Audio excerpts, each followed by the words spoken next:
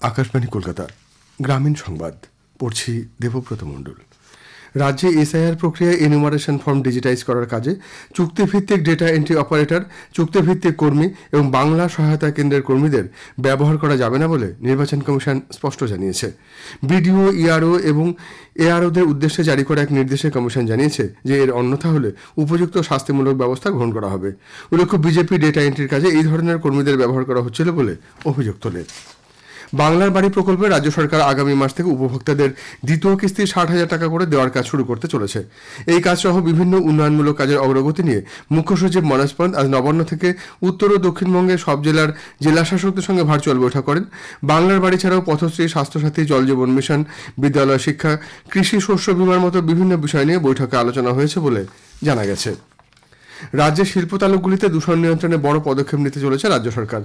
রাজ্য শিল্প উন্নয়ন নিগমের উদ্যোগে শিল্প পার্কগুলিতে প্রথমবার রিয়াল টাইম পরিবেশ পর্যবেক্ষণ ও দূষণ নিয়ন্ত্রণ ব্যবস্থা বসানো হচ্ছে। প্রকল্পটি সম্পূর্ণ হলে পার্কগুলির ভেতরে বাতাসের মান ও শব্দ দূষণ সম্পর্কে মুহূর্তে তথ্য পাওয়া যাবে। জানা গেছে, আপাতত উত্তর চব্বিশ পরগনার মণিকাঞ্চন বিশেষ অর্থনৈতিক অঞ্চল, কলকাতার পরিচয় পোশাক পার্ক, নৈহাটের ঋষি বঙ্কিম শিল্পোদ্যান এবং পূর্ব মেদিনীপুর ও হলদিয়া শিল্প পার্ক, এই 5টি জায়গায় শুরু হবে পরিষেবা।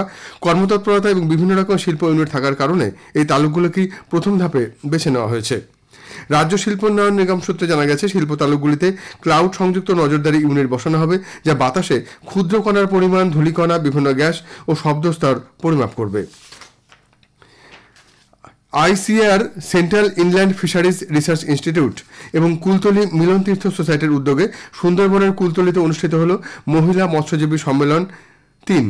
জলবায়ু সংবেদনশীল সুন্দরবন অঞ্চলে মৎস্যজীবী নারীদের ভূমিকা, অবদান ও জীবিকা সুরক্ষাকে তুলে ধরাই ছিল এই সম্মেলনের মূল উদ্দেশ্য। অনুষ্ঠানের প্রধান অতিথি ছিলেন আইসিএআর এর ডেপুটি ডিরেক্টর জেনারেল মৎস্যবিজ্ঞান ডক্টর জয়কৃষ্ণ জেনা এবং বিশেষ অতিথি হিসেবে উপস্থিত ছিলেন ডক্টর রাজবীর সিং, ডিডিজি কৃষি বিস্তার।